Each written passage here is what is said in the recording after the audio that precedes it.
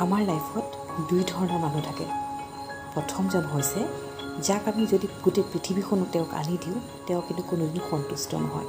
আৰু আনজন হৈছে যাক আমি দুই এষাৰ মিঠাকৈ যদি কথাও কওঁ, তেওঁ যেন গোটেই পৃথিৱীখন আনি দিব। হয়নে বাৰু? কিন্তু আচৰিত কথা কি জানে? আমি আকৌ তেওঁকহে ভাল পাওঁ যাৰ বাবে আমি একেবাৰে গুৰুত্বহীন।